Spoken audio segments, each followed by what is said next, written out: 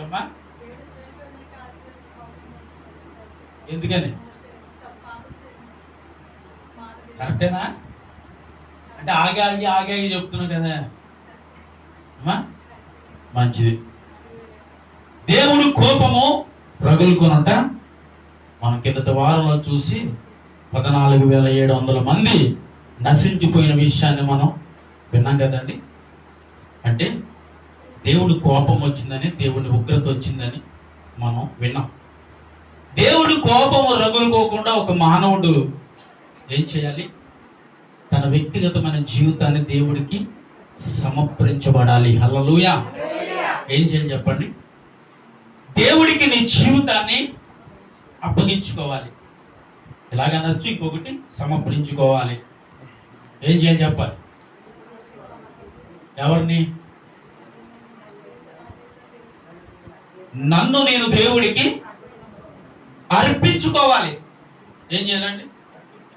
అప్పగించుకోవడం అంటే ఏమో, మళ్ళీ అప్పగించి మళ్ళీ నాకు ఇచ్చే అంటున్నాం. అప్పుడప్పుడు అంటున్నాం లేదా ఏమా? అప్పగింతున్నాం, కోపం వచ్చినప్పుడు ఏమన్నా అప్పేనా నాకు ఇచ్చేయండి అంటున్నాం. అర్పించుకుంటే రాదా? అర్పించుకోవడం వేరు, చెప్పాలండి. అప్పగించుకోవడం వేరు. అప్పగింతలు తెలుసా మీకు? అప్పుడప్పుడు చూస్తూ ఉంటే ఏడుపు వచ్చేస్తూ ఉంటుంది అప్పగింతలు చూసేటప్పుడు. ఆ అప్పగింతలు ఎందుకు ఇచ్చారు వాళ్ళు? ఇక ఎప్పుడు మన బిడ్డ కాదు కాబట్టి వారు అప్పగింతలు ఇచ్చారు, అంటే అప్పగించేశారు. నేను అంటాను అర్పించారు వాళ్ళకి. కాబట్టి అప్పగింతల ద్వారా ఆడబిడ్డను మగవారికి అప్పగించారు. కాబట్టి ఆ రోజు నుంచి ఆమె ఇంటి పేరు కూడా మారిపోతుంది. స్తోత్రం చెప్పాలి. ఆ రోజు నుంచి ఏం చేయబడుతుంది? ఆ రోజు నుంచి ఆమె ఇంటి పేరు కూడా మారిపోయేటట్టుగా. ఈ రోజు నీ ఇంటి పేరే మార్చుకోవసరలే. ఏంటి మీ ఇంటి పేరు ఏంటండి? మొహమాట పడకండి సార్, చెప్పండి కొద్దిగా. బాబు మీ ఇంటి పేరు ఏంటమ్మా? కూచంపూడి. ఇప్పుడు కూచంపూడిని వేరే మార్చుకోమని ఏమైనా చెప్పామేంటి? కాదుగా. దేవుడికి నిన్ను నీవు అర్పించుకోమని మాత్రం దేవుడు చెప్పాడు. దేవుడికి మనల్ని మనం అర్పించుకున్నప్పుడు అర్పణ చేయబడుతుంది. అంటే ఇక్కడ ఒక ఇద్దరు వ్యక్తులు మనకు తెలుసు, కొంతమందికి తెలియదు కదా. ఆదికాండము 4వ అధ్యాయం ఒకసారి తీయండి. ఆదికాండము 4వ అధ్యాయము. ఆదికాండం 4వ అధ్యాయము 2వ వచనం నుండి 7 వచనాల వరకు మనం ఒకసారి చదువుకుంటూ వెళ్దాం. తరువాత ఆమె అతని తమ్ముడగు ఏబేలును కనును. ఏబేలు గొర్రెల కాపరి, కయ్యను భూమిని శ్రద్ధపరచువాడు. కొంతకాలమైన తర్వాత కయ్యను పొలము పంటలలో కొంత యెహోవాకు అర్పణగా తెచ్చును. ఏబేలు కూడా తన మందలో తొలిసూరు పుట్టిన దానిని, కొవ్విన వాటిని కొన్ని తెచ్చును. దేవుడికి స్తోత్రం చెప్తాం. వీళ్ళిద్దరూ ఎవరో మీకు తెలుసా అండి? ఈ భూమి మీద పుట్టిన వ్యక్తి అంటే తయారు చేయబడిన వ్యక్తి ఎవరు? ఆదాము, అవ్వ. వాళ్ళిద్దరికి పుట్టిన మొదటి సంతానమే ఏబేలును కయ్యోనును. దేవుడికి స్తోత్రం. హల్లెలూయా. వీరిద్దరు ఎవరు బిడ్డలు? ఆదాము, అవ్వ బిడ్డలండి. అయితే వీరికి మొదటి సంతానం, ఇంకా మొదటి సంతానముగా పుట్టిన వారు మొదట కయ్యోను, తర్వాత ఏబేలును పుట్టాడు. అయితే కయ్యోను ఏం చేస్తాడు చెప్పండి? భూమిని అంటే వ్యవసాయము చేయవాడు. ఏబేలు గొర్రెల కాపరి, అంటే గొర్రెలు కాసుకుండేవాడు. అంటే తండ్రి ఎవరికి ఏది ఇవ్వాలో అది ఇచ్చేశాడు. వారు ఏం చేస్తా ఉన్నారంటే, చిన్నోడేమో గొర్రెలు కాసుకుంటున్నాడు, పెద్దోడు ఏం చేస్తున్నాడు? వ్యవసాయం చేసుకుంటూ ఉన్నాడు. అయితే కొంతకాలం అయిన తర్వాత వీరిద్దరూ యెహోవాకి అర్పణ తీసుకుని వచ్చారండి. దేన్ని తీసుకొచ్చారో తెలుసా? ఏబేలు ఏం తీసుకొచ్చాడని రాయబడి ఉంది. ఇప్పుడు తన మందలలో ఒక కొవ్వెల గొర్రెను తీసుకుని వచ్చి దేవుడికి అర్పణగా తీసుకొచ్చాడు. ఏంటి? కయ్యోను ఏం తీసుకొచ్చాడంటే చెప్పాలి, తన వ్యవసాయంలో నుంచి కొంత తీసుకుని వచ్చి దేవుడికి అర్పణగా తెచ్చినప్పుడు దేవుడు ఇద్దరి అర్పణలోని ఎవరు అర్పణ దేవుడు స్వీకరించాడు? ఏబేలు గారు అర్పణ చెప్పాలి దేవుడు స్వీకరించాడు. ఎందుకు? ఆ మాట చదువుకుంటూ వెళ్దాం. చూడండి, చదవాలమ్మా. యెహోవా ఏబేలును అతని అర్పణను లక్ష్యపెట్టెను, కయ్యను అతని అర్పణను ఆయన ఎవరు అర్పణను లక్ష్య పెట్టాడండి? ఏబేలు అర్పణను దేవుడు లక్ష్య పెట్టాడంటే ఆకాశము నుండి అగ్ని దిగి వచ్చి ఏబేలు పెట్టిన అర్పణను స్వీకరించాడు. ఎవరు అర్పణ స్వీకరించాడు చెప్పాలి. ఇక్కడ 2 అర్పణలు ఉన్నాయి కదా. మొదటి అర్పణ ఎవరు? ఇప్పుడు కయ్యోను, రెండో వాడు ఏబేలు. ఈ ఇరుగురు అర్పణలో నుంచి దేవుడు ఎవరి అర్పణ స్వీకరించాడు అంటే అందులో మందలో కొవ్వినదని చెప్పాలి, తొలిసూరు దానిని అంటే ఒక శ్రేష్టమైన దానిని దేవుడి దగ్గర తీసుకొచ్చి పెట్టిన ఏబేలు అర్పణ దేవుడు స్వీకరించాడా? లేకపోతే అవసరం చేదో కొంత తీసుకొచ్చా అంటే దీనిని కొంతమంది ఇప్పుడు దైవజనులు ఎలాగ ఉపయోగిస్తారంటే దశంభాగాల ద్వారా వెళ్ళిపోతూ ఉంటారు. ఇప్పుడు అంటే నువ్వు ఇలాగుంటే నువ్వు ఇలాగుంటావు, నువ్వు దేవుడు ఇది ఇచ్చి నువ్వు అది ఇస్తావు. కాదు. దీనికోసం వివరించవలసిన విషయాన్ని జాగ్రత్తగా ఈరోజు మనం అందరూ నేర్చుకోవాలి. హల్లెలూయా. అంటే ఇక్కడ ఏబేలు తీసుకొచ్చిన అర్పణను దేవుడు స్వీకరించాడు, కయ్యోను తీసుకొచ్చిన అర్పణను దేవుడు స్వీకరించలేదు, అంటే లక్ష్య పెట్టలేదు అని ఇక్కడ స్పష్టంగా రాయబడి ఉంది. చెప్పాలి, ఎవరి అర్పణ దేవుడు స్వీకరించాడండి? జేమ్స్ గారు చెత్తగా వింటున్నారు. నేను ప్రతిసారి పేరు ఎందుకు పిలుస్తున్నానంటే మీకు అర్థం అవటం కోసం. ఇక్కడ ఎంతమంది ఉన్నారు? వాక్యం ఉంటున్నారా? స్తోత్రం చెప్పాలి కూడా. అయ్యగా నన్నే సూటిగా అడుగుతున్నారు, రేపు నేను రానా అన్ని నన్ను అడుగుతున్నారు, నేనే చెప్పాలండి అంటారు. అండి మిమ్మల్ని అడుగుతున్నాను. ఇప్పటికి నాకు ఎంతమంది ఉన్నారు? ఏబేలు, కయ్యోను. ఏబేలు ఏం చేస్తున్నాడండి? గొర్రెలు కాసుకుంటూ మందలో నుంచి తీసుకొచ్చి పెట్టాడని చెప్పాం కదా. కయ్యోను ఏం చేస్తాడు ధర్మారావు గారు? చెప్పాలి, తన వ్యవసాయం నుంచి కొంచెం తీసుకొచ్చి పెట్టాడు. కానీ ఈ రెండింటిలోని ఒక శ్రేష్టమైన బలిని అంటే అర్పణను దేవుడు స్వీకరించాడు. ఏంటి ఆ శ్రేష్టమైన అర్పణ? ఏ శ్రేష్టమైన అర్పణను దేవుడు స్వీకరించాడు? ఇప్పుడు స్వీకరించలేదనే కయ్యోకి ఇక్కడ కోపం వస్తే దేవుడు కయ్యోను దగ్గరికి వచ్చి మాట్లాడతాడు. కయ్యోను, ఎందుకు నువ్వు చిన్నబుచ్చుకున్నావు? ఎందుకు నువ్వు కోపపడుతున్నావు? దేవుడు అర్పణ తీసుకున్న కయ్యోను తీసుకుని ఏబేలుతో మాట్లాడాడు. చెప్పాలి, అర్పణ స్వీకరించలేని కయ్యోనుతోనూ దేవుడు మాట్లాడుతున్నాడు. ఇప్పుడు అర్పణ స్వీకరించిన వ్యక్తితోటి కంటే స్వీకరించిన వ్యక్తి దగ్గరికి వచ్చేటప్పుడు దేవుడు స్తోత్రం చెప్పాలి. ఇప్పుడు హల్లెలూయా. దేవుడు ఎవరి దగ్గరికి వచ్చాడండి? ఇప్పుడు అర్పణ స్వీకరించిన వాడి దగ్గరికి వచ్చాడా? అర్పణ స్వీకరించిన వాడి దగ్గర దేవుడు వచ్చేటప్పుడు అర్పణ స్వీకరించలేని వాడి దగ్గరికి వచ్చి అంటున్నాడు, కయ్యోను, ఎందుకు నువ్వు కోపముగా ఉన్నావు? ఎందుకు నీ ముఖమును చిన్నబుచ్చుకున్నావు అని దేవుడు. అందుకే నేను అంటాను, పాపముల బ్రతికి మనతో కూడా దేవుడు ఒక్కొక్కసారి ఇలాగే మాట్లాడుతూ ఉంటాడండి. స్తోత్రం చెప్పాలి. హల్లెలూయా. అయితే దేవుడు వచ్చి తనతో మాట్లాడి, నేను అంటాను, మనం ఏది పెట్టి అది ఏదో ఒకటి పెట్టేసి ప్రభా ఇది స్వీకరించే, ఈ బలిని నువ్వు స్వీకరించే అంటే దేవుడు స్వీకరించేవాడు. అంటే మనం ఏదో ఒకటి పెట్టేస్తే దేవుడికి నచ్చిన దాన్ని పట్టుకొచ్చి దేవుడి దగ్గర పెడితే తీసుకోడండి. దేవుడు అంటాడు కదా, నీకు నచ్చిన దాన్ని తీసుకొచ్చి దేవుడి దగ్గర.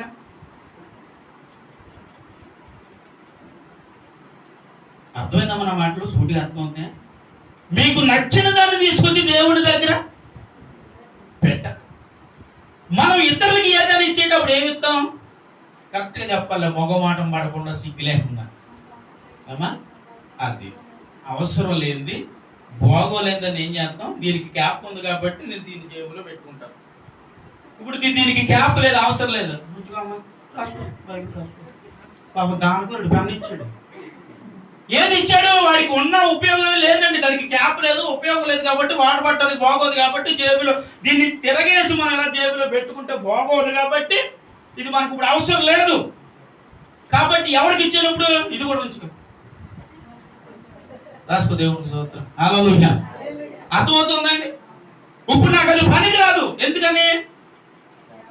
దానికి క్యాప్ లేదండి, జేబులో పెట్టుకుంటే నవ్వుతారు. అదేంటంటే పెన్న తరగతి పెట్టుకుంటే ఎవరికి తింగరుడా తిరుమలుడా అంటున్నాను. కాబట్టి ఇది ఎలా ఉంది ఇప్పుడు?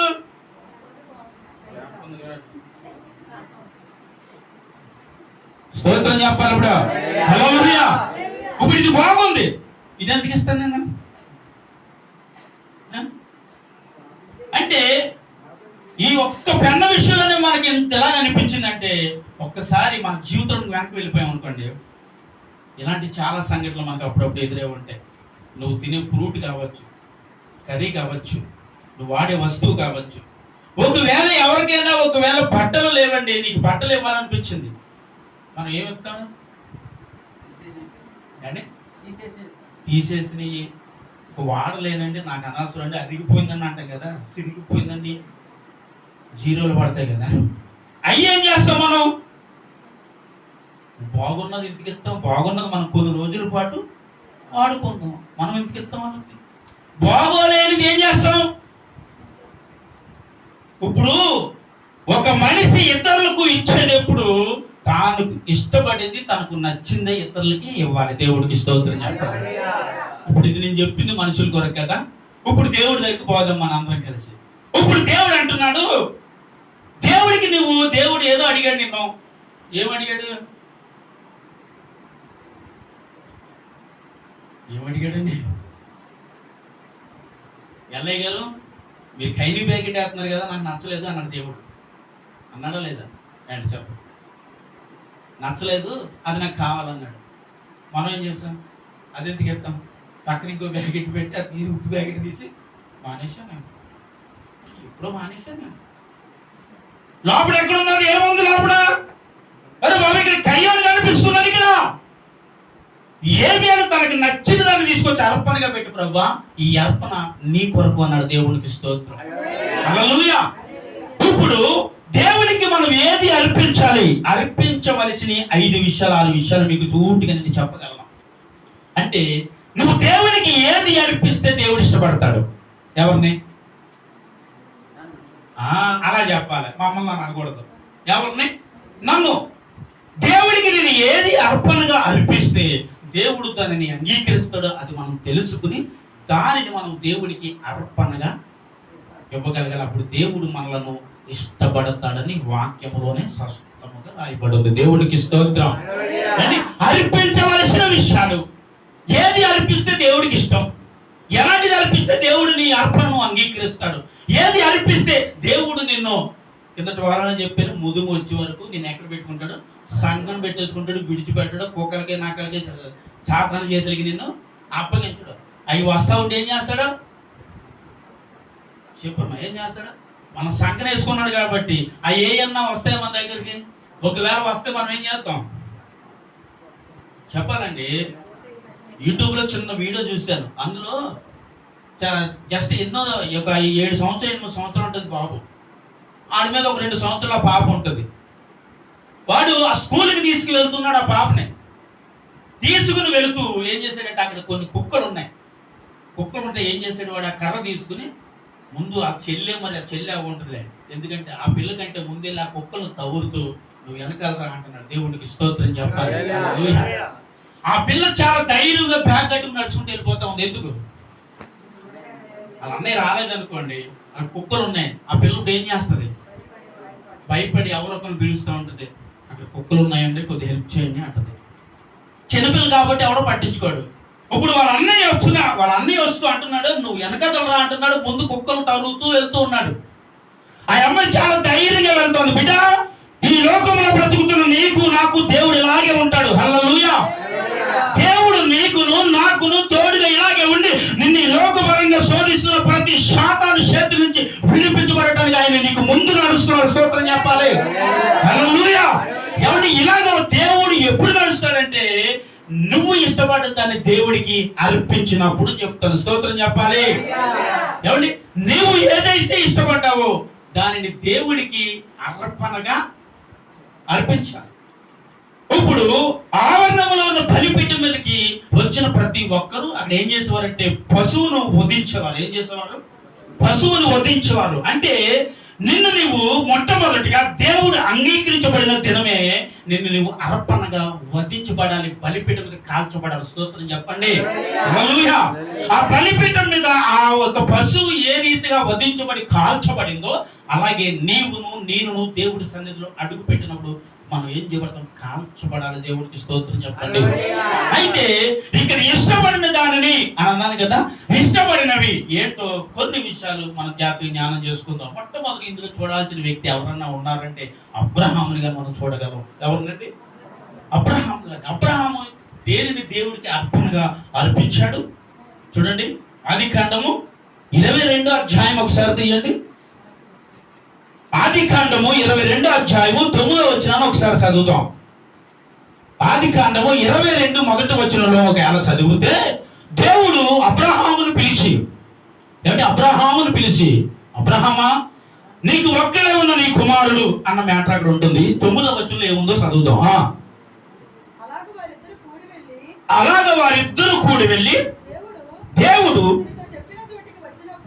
ఈటమ్మా దేవుడు అతనితో చెప్పిన చోటికి వచ్చినప్పుడు అబ్రహాము అక్కడ బలిపీఠము కట్టి కట్టెలు ఎలా పేర్చి చక్కగా పేర్చి తన కుమారుడకు ఇస్సాకును బంధించి, అంటే ఆ కట్టెల మీద పెట్టి అప్పుడు అబ్రహాము తన కుమారుని బలించుటకు తన చెయ్యి చాపాడు. చాలా మా దేవునికి స్తోత్రం. హల్లెలూయా. ఏమండి, మీరు ఇంటికి వెళ్ళాక 22 మొదటి నుండి చదువుకోండి. ఇక్కడ అబ్రహాము పడుకున్నప్పుడు దేవుడు వచ్చి, అబ్రహామా నీ కుమారుడు, ఆయన చెప్పిన మాటలో నీకు ఒక్కడైన నీ కుమారుడు అని రాయబడి ఉంటుంది. అబ్రహాంకి ఎంతమంది? అప్పుడు ఒక్కడే కదండి. ఇస్మాయిల్ ఉన్నాడు, వేరే సంగతి. కానీ ఇక్కడ అబ్రహాము సంతానం నుండి బయటకు వచ్చిన వాడు ఎవరయ్యా అంటే వాగ్దాన పుత్రుడిని రాయబడి ఉంటుంది. వాగ్దాన పుత్రుడు ఇస్సాకు. వాగ్దాన పుత్రుడు చిన్న వయసులో చక్కగా తల్లిదండ్రులతో ఆడుకునే వయసులో దేవుడు అబ్రహాము దగ్గరికి వచ్చి అన్నాడు, నీ కొడుకును నాకు బలిగా అర్పించాలన్నాడు. ఏం అర్పించాలి? సేవకు అర్పించమన్నాడా? అండి నా పని కొరకు అర్పించన్నాడా? ఏదో దీని కొరకు చేయండి, దాని కొరకు చేయండి, నీ కొడుకుని అక్కడికి పంపించి ఇక్కడికి పంపించండి ఏమన్నది? అబ్రహాం దగ్గరికి వచ్చి అన్నాడు. పాపం అక్కడే కొడుకు పుట్టాడు, ఎంతో సంతోషంగా సాగిపోతున్న కుటుంబంలోని దేవుడు వచ్చి అంటున్నాడు, అబ్రహామా నీకు ఒక్కడైన నీ కుమారుడు అనగా ఇస్సాకును, నీవు ప్రేమించే ఇస్సాకు తీసుకొచ్చి నేను చూపించిన దేశంలోకి బలిగా అర్పించవయ్యా అన్నాడు.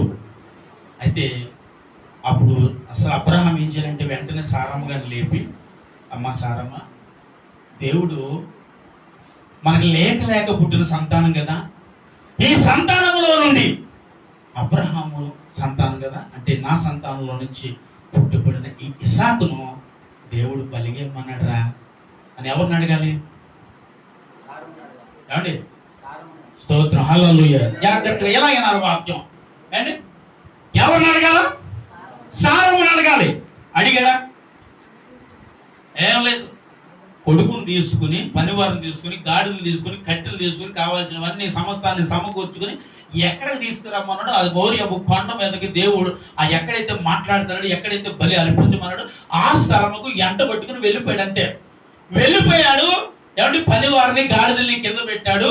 పెట్టి వచ్చేసేటప్పుడు కూడా ఒక చక్కని మాట చెప్తాడు, మీరు ఎక్కడే ఉండండి, మళ్ళీ తిరిగి మేము నీ దగ్గరికి వస్తావా. విశ్వాసం అదిరిపోయిందండి. దేవునికి స్తోత్రం. హల్లెలూయా. ఏమండి చెప్పిన తర్వాత తన బయలుదేరి వచ్చి కట్టెలను ఎలా పేర్చాడు? ముందు మన జీవితాలను చాలా చక్కగా దేవుని ఎదుట కాపాడుకోవాలి. చక్కగా కట్టెలు పేర్చి దాని మీద ఇస్సాకును ఏం చేశాడండి? పడుకుండబెట్టి బలి అర్పించడానికి తన చేతిని పైకెత్తాడు. హల్లెలూయా. దేన్ని అర్పించడానికి అండి? కాదు, ఎవరిని అర్పించడానికి? తన కొడుకుని, తను ఇష్టపడే వాడిని, తను ప్రేమించిన వాడిని, 100 సంవత్సరాల తర్వాత ఇచ్చిన వాగ్దాన పుత్రుడు. ఇస్సాకు అంటే చాలా ఇష్టం అండి. అబ్బే ఒక్క రోజు కూడా ఒక్క క్షణం అండి ఇస్సాకు చూడలేకపోతే ఉండలేకపోతున్నాను అన్న అబ్రహాము ఎక్కడికి తీసుకొచ్చాడు? బలి ఇవ్వటానికి. ఎవరికి?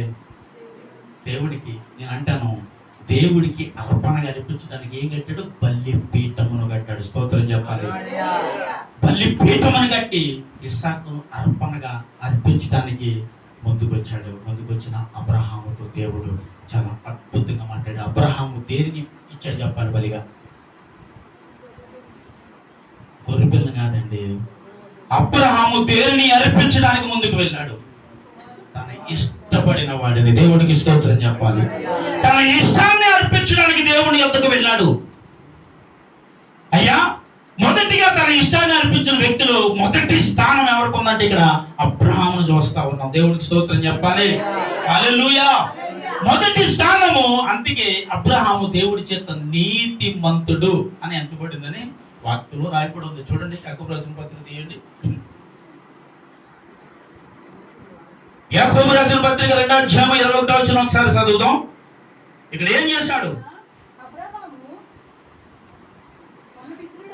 మన పితరుడైన అబ్రహాము తన కుమారుడైన ఇస్సాకును బలిపీఠము మీద అర్పించినప్పుడు అతను క్రియల వలన నీతిమంతుడని తీర్పు పొందే. కనుక చేపడి వరకు ఒకసారి అందరూ కూడా చేపడలా. అబ్బా, దేవుని ఇంతనం గాయపడడం లేదనుకో కట్టి కొట్టారా? దేని మీద బలిగా అర్పించాడండి? బలిపీఠము మీద ఇస్సాకును బలిగా అర్పించడానికి. నేను అంటాను, బలిపీఠ దేనిని అర్పించేటప్పుడు చెప్పాలి మీరందరూ. అబ్రహాము ఇష్టాన్ని అర్పించాడు సార్. దేన్ని?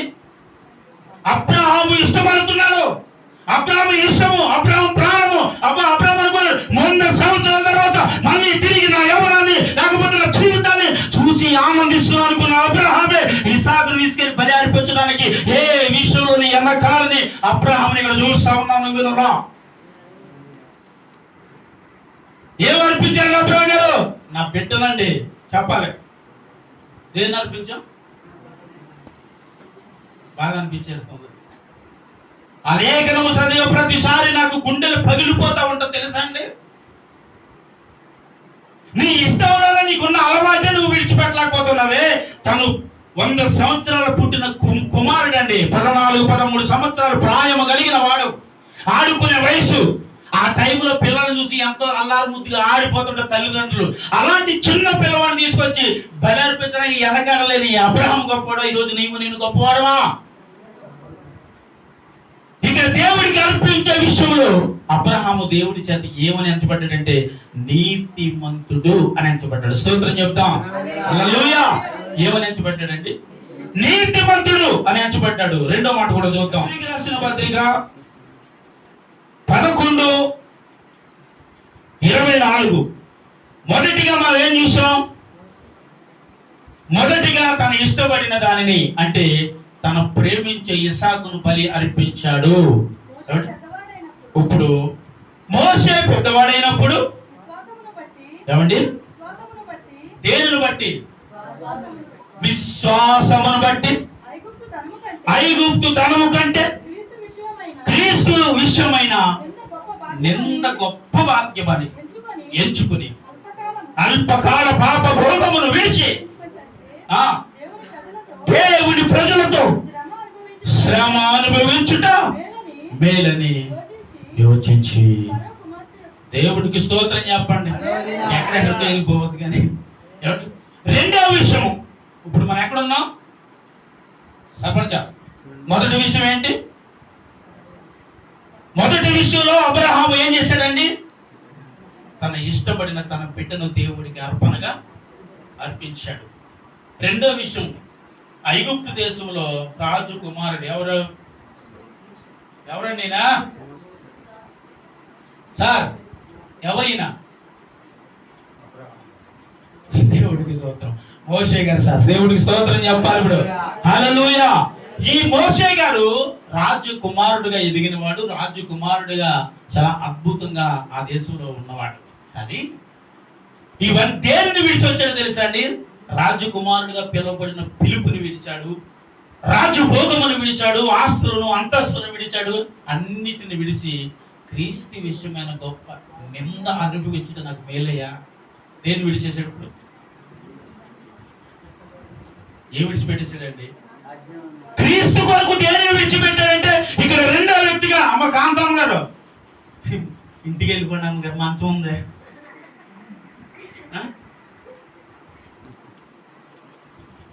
కాంతమ్మ గారు కొద్ది ఇంటికాడ తీసుకెళ్ళండి, రెస్ట్ తీసుకుంటారు. దేవుడికి స్తోత్రం, హల్లెలూయా. ఇక్కడ రెండో విషయం దేనిని విడిచిపెట్టాడు అంటే చెప్పాలి, ధనాన్ని. దేని విడిచిపెట్టాడండి? ధనాన్ని. ఎవరికి అప్పగించేశాడు? ఇప్పుడు మహేష్ గారికి అన్నట్టు చూస్తున్నారు మీరు అందరూ నా వైపు. క్రీస్తు కొరకంటే చెప్పాలి, తనకు ఉన్న రాజభోగములో లేకపోతే తనది ఏదైతే తను కలిగి ఉన్నాడో వాటన్నిటిని ఎవరి కొరకు విడిచిపెట్టావయ్యా మోషే అని అడిగితే క్రీస్తు కొరకు. అల్పకాల పాప భోగము కొట్టే ఏది గొప్పది? క్రీస్తుతో నింద శ్రమ అనిపించడం నాకు మేలు కదయ్యా. ఈ ధనవద్దు, మంచి పేరు ప్రతిష్టలతో, ఇవేమి నాకు వద్దు, క్రీస్తుతో ఉండటమే నాకు మేలు అన్నాడు. దేవుడికి స్తోత్రం చెప్పాలి. అంటే మనం దేవుని విడిచిపెట్టాలి అంటే నీ కాదండి, ఒక్కొక్కడు అర్థం దేవుడికి స్తోత్రం. అన్ని విడిచిపెట్టాలంటే మనకి తేడా ఉంది కదా ఇక్కడ. కాదు కాదు కాదు మొదటిగా దేనిని విడిచిపెట్టాం? మొదటిగా ఏ విడిచిపెట్టాడు ఇక్కడ? అబ్రహాము తన సంతానాన్ని విడిచిపెట్టాడు. అంటే సంతానంలో తన బిడ్డను దేవుడికి అర్పించే విషయంలో వెనకాడలేదని చూస్తాం. రెండో విషయం మోసేని ఇక్కడ మనం చూస్తా ఉన్నాము. నీతో ఉండటం నాకు చాలయ్యా, అది నష్టమైన పర్వాలేదు, కష్టమైన పర్వాలేదు, వ్యాధి అయిన పర్వాలేదు, బాధ అయిన పర్వాలేదు, కానీ నీతోనే నేను ఉంటానయ్యా అని సిరి సంపదలను విడిచి వచ్చిన మోషేని మనం ఇక్కడ చూస్తా ఉన్నాం. స్తోత్రం చెప్పాలి. హల్లెలూయా. ఏ విడిచిపెట్టాడండి? సిరి సంపదలన్నిటిని విడిచి వచ్చాడు. అంటే దేవుడి కొరకు ఇక్కడ ఏం విడిచిపెట్టాడు మోషే? సరే ఎవరెవరో విడిచిపెట్టి మాకు చెప్తున్నారంటే మేము ఏదైనా విడిచిపెట్టుంటే చెప్పండి. ఇప్పుడు అదే అడుగుతున్నాను, మీరు ఏ విడిచిపెట్టగలుగుతున్నారో అన్న మేట దగ్గర వస్తున్నాం అమ్మా. ఇప్పుడు ఇక్కడ మోషే ఏం విడిచిపెట్టాడండి? సిరి సంపదను విడిచిపెట్టాడు. అబ్రహాం ఏం విడిచిపెట్టాడు? తన ఇష్టమైన కుమారుడు దేవుడికి బలిగా అర్పించడానికి వెనకాడిన వాడిగా అబ్రహాము కనిపించాడు. అంటే ఇక్కడ మనకు బాగా అర్థమైన విషయాలు ఏంటయ్యా అంటే తన ఇష్టపడి ప్రేమించిన తన కొడుకుని దేవుడికి అర్పించే విషయంలో వెనకాడని వాడిగా అబ్రహామును చూస్తాం. దేవుడి పనిలో వాడపడాలనే విషయంలో ఆస్తిపాస్తులు విడిచి వచ్చిన మోషేను చూసాం. అంటే వీరిద్దరిని చూసి మనం నేర్చుకోవలసినవి కొన్ని ఉన్నాయి. నేర్చుకోవాలి. నేర్చుకోకపోతే ఎప్పుడు ఒకటేలాగా జీవిస్తే లోకంలో ఎప్పుడు ఒకలా బ్రతుకుతే ఇంకెలా? మన జీవితాలు కూడా మారాలనేది దేవుని ఉద్దేశము. దేవుని బలిపీఠం మీద అర్పించవలసినవి నువ్వు అర్పిస్తున్నావా లేదా ఈ పూట మనం తెలుసుకోవాల్సిన సమయంలోకి వచ్చేసాం ఈరోజు. హల్లెలూయా. కాబట్టి ఇక్కడ అబ్రహాము విడిచిపెట్టాడు, అబ్బా అద్భుతం. మోషే విడిచిపెట్టాడు ఆస్తులు, అబ్బా ఇది ఇంకా మహా అద్భుతంగా ఉంది. అంటే ఇంకేం చేయాలి దేవుని కొరకు? ఆయన స్తుతి యాగముగా నీవు రోమపత్రికలోకి వెళ్దాం ఒకసారి. రోమపత్రిక తీయండి అమ్మా, 12వ అధ్యాయం 1వ వచనం చదవండి. రోమా 12 పేజీ నెంబరు 142 చూడండి. 142 పేజీ నెంబరు 12వ అధ్యాయం 1వ వచనం. కాబట్టి సహోదరులారా, పరిశుద్ధమును దేవునికి అనుకూలమైన సజీవ యాగముగా నీ శరీరమును ఆయనకు అప్పగించుకొనడని సమర్పించుకొనడని దేవుడికి స్తోత్రం చెప్పాలి. కూడా హల్లెలూయా. సహోదరులారా, ఇన్ని బట్టి మీకు తెలియబోయింది ఏమనగా చెప్పాలి. ఏం తెలియజేయబడతా ఉంది? మీ శరీరము సజీవ యాగము దేవుడికి. ఏంటండి శరీరం అంటే ఏంటి సార్? గుడారము. ఇదే ఇదే ఇదే మనం నడుస్తున్నాం చూశారు, తింటున్నాం చూశారు, పరిగెడుతున్నాం చూశారు, మాట్లాడుతున్నాం చూశారు. దీన్ని ఏమంటాం? శరీరము. దీనికి సజీవ యాగముగా దేవునికి ఇది ఎలా కనిపించాలండి? చెప్పాలి. ఇది ఎలాగ అర్పించాలండి? సజీవ యాగముగా మన శరీరమును దేవుడి కొరకు, దేవుని ఎదుట నీవు నీ శరీరమును దేవునికి అర్పించంటే నేను అంటున్నాను, సమర్పించబడాలి దేవునికి. స్తోత్రం, హల్లెలూయా. అంటే ఎందుకు ఈ మాటలు అక్కడ వింటున్నాము అంటే, ఈ శరీరము చాలా మోసపరుచుతుంది. నేను ఈ శరీరమును నమ్మకూడదండి, చాలా భయంకరం. ఇది మనల్ని మోసం చేసేది. నీకు తెలియకుండా నేను నడిపదలు నిలబెట్టి అమ్మేది. అంత భయంకరమైనది ఈ శరీరకు ఉన్న తత్వం అటువంటిది. కాబట్టి దేవుడు అంటున్నాడు, దీనిని సజీవ యాగముగా దేవుడికి నిన్ను నీవే అర్పించుకోవాలి. అప్పుడు అర్పింపబడినప్పుడు శరీరం మాట మనం వినం, దేవుని మాట మనం వింటాం. దేవుడికి స్తోత్రం, హల్లెలూయా. ఎవరి మాట వింటాం? ఎవరి మాట వినాలి? దేవుని మాట వినాలి. ఈ శరీరము దేవుని మాటను వింటదంటారా వినదంటారా? అట్లా చెప్పండి. ప్రస్తుతానికి కాదండి, వినండి. ఇది వినదు. దేవుని మాట ఈ శరీరం ఎప్పుడు విన్నది అంటే, ఒకరోజు విన్నది. ఎప్పుడు? అవ్వమ్మ గారు పండు తీసి వచ్చి ఆదాముకు పెట్టక ముందు విన్నది. దేవుడికి స్తోత్రం, హల్లెలూయా. ఎప్పుడండి?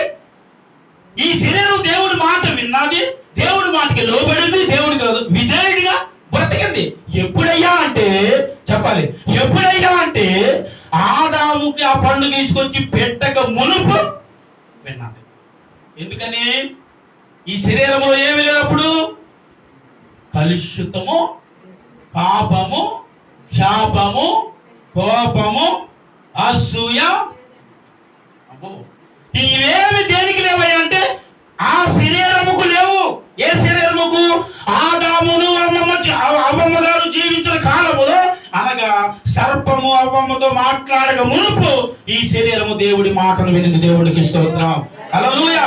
దేవుడి మాటకు విధేయత చూపింది, దేవుడికి భయపడింది, దేవుడికి లోబడింది, దేవుడి ఎదుట మోకరించిన ఈ శరీరము ఎప్పుడైతే అవ్వమ్మ మాటను విని ఆదాము ఆ పండును తిని పాపము చేయబడ్డాడు, పాపము చేయబడిన తర్వాత ఈ శరీరము దేవుడి మాట వినటమే ఎప్పుడు మానేసిందండి? జోసఫ్ నువ్వు చెప్పు, ఎప్పుడు మానేసింది? ఈ శరీరము దేవుడి మాట వినటం ఎప్పుడు మానేసింది?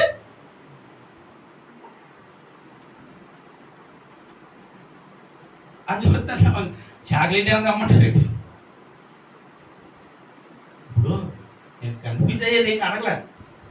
ఈ శరీరము దేవుడి మాట ఎప్పుడు విన్నదని అడిగాను. అంటే ఆదాము అవ్వమ్మ పాపము చేయక మునిపండి, తప్పు చేయక మునిపండి, పండు తినక మునిపండి, అప్పుడు ఇది ఎవరి మాట విన్నదండి? ఇప్పుడు ఎందుకు వింటలేదు? ఏమంటే ఇప్పుడు దేవుడి మాట వినట్లేదు. ముఖ్యంగా ఇక్కడ దేవుడి మాట వినట్లేదు, మన మాట కూడా ఇది చెప్పాలి, మన మాట కూడా వినట్లేదండి. ఇది దీన్ని బట్టి ఏం చేస్తుంది? అతిశయించుచు దేవుడి కంటే గొప్పవాడిగా, దేవుడి కంటే గొప్పదానిగా నిన్ను నీవు ఈ లోకంలో బ్రతుకున్నట్లుగా చేసే స్వభావము ఈ శరీరముకు మాత్రమే ఉన్నది. దేవుడికి స్తోత్రం, హల్లెలూయా. ఈ శరీరముకు ఉన్న అలవాటు ఏంటంటే నిన్ను లోబర్చేసుకుంటుంది, పాపానికి లోబర్చేసుకుంటుంది. ప్రతి తప్పుడు పాపములోనికి వెళ్ళిపోవటానికి ఈ శరీరం మనల్ని ఏం చేస్తుంది? లోపరుచుతుంది. లోపరిచే స్వభావం దానికి మాత్రమే ఉంది. దేనికి? మా ఆవిడకండి కాదండి. ఎవరికండి? మా ఆయనకండి. ఏం కాదు, ఎవరికి ఉంది? నీ ఇంట్లో అధికారం ఎవరికి లేదమ్మా. నిన్ను లోపరిచే అధికారం ఎవరికి లేదు. ఇక్కడ నిన్ను లోపరిచే అధికారం కూడా ఎవరికి లేదు. ఇక్కడ నీకు నిన్ను లోపరిచే అధికారం నీ శరీరానికి ఉంది. స్తోత్రం చెప్పండి. కూడా ఎవరికి ఉంది? నీ శరీరం నిన్ను ఏం చేస్తూ ఉంది? అండ్ మీ శరీరం మిమ్మల్ని ఏం చేస్తూ ఉంది? లోబర్చేస్తా ఉంది. ఇది దేవుడి మాట వినకుండా చేస్తా ఉంది. కాబట్టి నీ శరీరము సజీవ యాగముగా దేవునికి అర్పింపబడాలి. మొట్టమొదటిగా నేనంటాను, నీవు వాక్యము చేత కడగబడి కాల్చబడి నిప్పుల మీద కాల్చబడాలి పూర్తిగా. అప్పుడు ఈ శరీరము ఏమవుతుందంటే దేవుడికి అర్పణగా అర్పింపబడినప్పుడు ఈ శరీరం ఎవరి మాట ఉంటుంది? మొదటిగా ముందు నీ మాట ఏంటది, తర్వాత. ఎందుకంటే ముందు మన మాట కూడా మనకి వినట్లేదు కదండి. ఇప్పుడు ఈరోజు అబ్బాయి ఇలా ఉందాం అనుకుంటున్నానే ఉండలేకపోతున్నా వల్ల అవుతలేదండి. అప్పుడు ఇలా జీవించాలనుకుంటున్నానండి, జీవిస్తున్నానండి, చాలా ట్రై చేస్తున్నానండి, అబ్బో నా మాట వినట్లేదు. ఎందుకంటే నీ శరీరం సజీవ యాగముగా ఎవరికి అర్పింపబడలేదు. నీ శరీరం ఎవరికి అర్పింపబడాలి? దేవుడికి సజీవ యాగముగా నిన్ను నీవు అర్పించుకోవాలి. మూడోది ఏంటి చెప్పాలి? మొదటిది అబ్రహాము తన కుమారుడు ఇష్టపడిన వాడిని కూడా దేవుడికి అర్పించవలసిన ఎనకాలని వాడిగా కనిపించాడు. రెండోది మోషే రాజ్యాధికారములను, లోక సంబంధమైన అధికారములు, రాజభోగ భోగములను అన్ని విడిచి ప్రభు కొరకు వచ్చిన వ్యక్తిగా మోషే. మూడోది ఎవరండి? నీ శరీరమే. చెప్పాలి ఇప్పుడు ఏంటండి? Very good. నా శరీరమే జయించాలి మొట్టమొదటిగా. అబ్బో అంటే ఇప్పుడు దేనిని బలిగా అర్పించాలంటే నీ శరీరము దేవుని ఎదుట ఏం చేయాలి? సజీవ యాగముగా నిన్ను నీవు. ఇది ఎన్నో దేనిని అర్పింపబడాలి? ఎక్కడ అర్పించాలండి ఇవన్నీ? ఆవరణములో ఉన్న బలిపీఠము యొక్క ఆ బలిపీఠము మీద నిన్ను నీవేం చేయబడాలంటే అర్పణగా అర్పించుకోవాలి. దేనిని అర్పించుకోవాలి? అప్పుడు నీ శరీరము నీ మాట వింటుంది, నిన్ను పరిపాలిస్తున్న దేవుని మాట వింటుంది. దేవుడికి స్తోత్రం. అప్పటి వరకు నీ శరీరం నీ మాట విందు. నీ శరీరం నీకు లోపడదు, నీ బిడ్డలకు లోపడదు, నీ కుటుంబాలు లోపడదు, భార్యకు లోపడదు, భర్తకు లోపడదు, ఎవరికి భయపడదు ఈ శరీరం. చెప్పండి చెప్పండి. ఈ శరీరం ఎవరికి? ఎందుకని? దాని మీద దానికి ఉన్న నమ్మకం లాంటిది. ఏం నమ్మకం అంటే నిన్ను నశింపచేయగలనంత నమ్మకం ఉంది దానికి. కాబట్టి ఆ నమ్మకమే దానికి బలం. అదే ఆయుధంగా చేసుకుని ఏం చేస్తుంది? భయం లేకుండా పరితెగించి తిరుగుతూ ఉంటుంది. అందుకే దీన్ని ఏం చేయాలి? సజీవ యాగముగా నీ శరీరమును దేవునికి చెప్పాలండి అర్పించాలి. దేన్ని అర్పించాలి చెప్పాలండి? నీ శరీరములో ఏ అవయవము నీ మాట వినదు. ఇదేంటి సార్ అవయవం మాట? శరీరం మాట ఏంటంటే లోపం ఉంది అంటే శరీరంలో అవయవాలు కూడా మాటినవా? అంటే శరీరంలో ఒక్కొక్క అవయవానికి ఒక్కొక్క బలి అర్పణ ఉందా? లేకపోతే సార్ యోబు గ్రంథము 37వ అధ్యాయము 1వ వచనం తీయండి. యోబు గ్రంథము 37వ అధ్యాయము 1వ వచనం. పేజీ నంబర్ చూసుకోండి, 442. ఏమండి? చెప్పండి మేడం గారు, చదవండి. ఎవరితోటి? నేను నా కనులతో నిబంధన చేసుకుంటునే కన్యకును నేను ఎలాగ చూసేదను, అలాగ చేసిన ఏడలా పరమునున్న దేవుని ఆజ్ఞ. బాబోయ్, దేవుడికి స్తోత్రం. ఏమంటున్నాడు ఇక్కడ? ఆజ్ఞ అంటున్నాడు. ఆజ్ఞ అతిక్రమమే. ఎవరికి తెలిసింది ఇది? ఎవరండి ఈయన? ధర్మారావు గారు ఎవరైనా? యోబు గారండి. ఎవరు? యోబు. ఈ యోబు గారు దేనితో నిబంధన చేసుకున్నాడు? పద్మమ్మ, దేనితో నిబంధన చేసుకున్నాడు?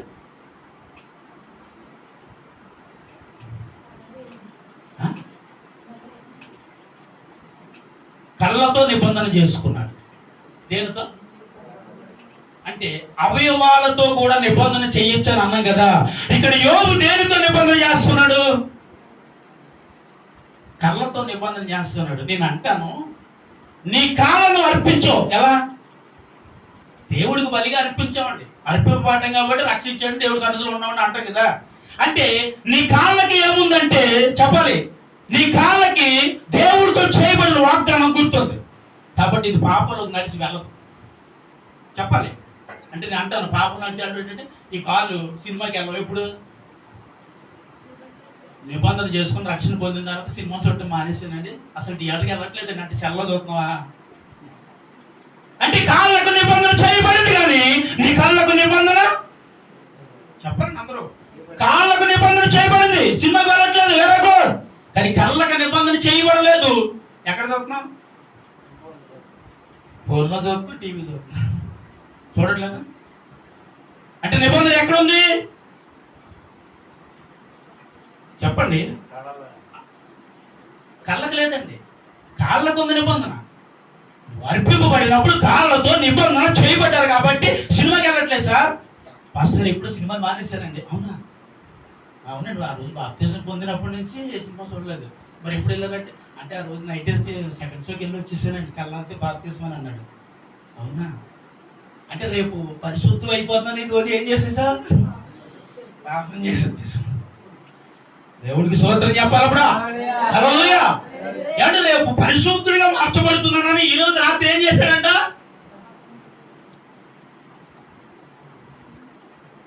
నేను ఒక విషయాన్ని నేను ఎన్నోసార్లు మీకు చెప్పాను. ఏంటో తెలుసా?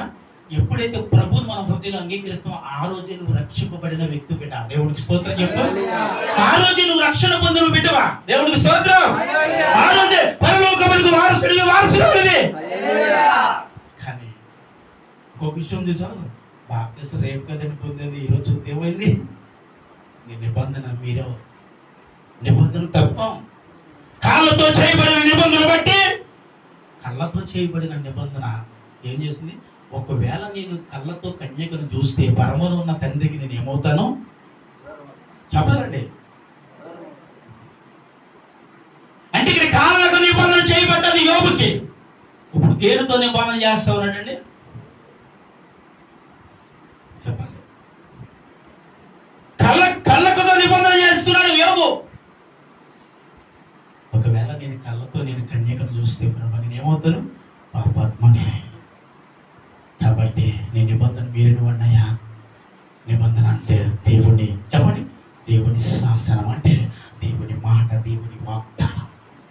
దేవుని మాటను మీరిన వాడిని అవుతానేమో ప్రభా. అందరి బట్టి నా కళ్ళతో నిబంధన చేస్తా ఉన్నాను, కన్యకను నేనేం చేయను చెప్పాలండి. చెప్పాలి. ఎక్కడ చూడట్లేదు? థియేటర్కి వెళ్ళి చూడట్లేదు, నేను ఎక్కడ చూస్తున్నా?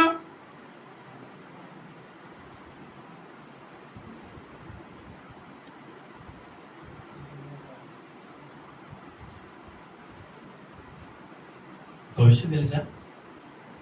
మనము కళ్ళతో నిబంధన చేసుకోలేదు, ఇప్పుడు చేసుకోలేదు కదా. కాళ్ళతో నిబంధన చేసుకున్నాం ఏమండి? కాళ్ళతో నిబంధన చేసుకున్నాం, కానీ నోటికి నిబంధన ఉందా లేదా? మరి నీ నోటికి ఏం పెట్టమన్నాడు? ఏమండి? కళ్ళెమ్మ పెట్టమన్నాడు, నచ్చినట్లు మాట్లాడకూడదు అన్నాడు. అంటే నీ కాళ్ళకి నిబంధన చేయబడ్డా కాబట్టి వారం వారం చర్చికి వస్తున్నాండి, వెళ్తున్నామండి, 10 నెలలు అవుతున్నాను, ప్రభుత్వం తీసుకున్నాను, అసలు ఏదో జాగ్రత్త నోటిని కాస్తున్నావా? ఏం చేయమంటారండి? ఇసుమొచ్చి అర్థం ఒకసారి ఇసుమొచ్చి బూతొస్తాయి రావా? ఏమొస్తాయి? ఏమొస్తాయండి? బూతులు వస్తాయి. మాట్లాడతాం అప్పుడప్పుడు. అదేంటండి? అది కూడా రాదని ఎలా కుదురుతుంది?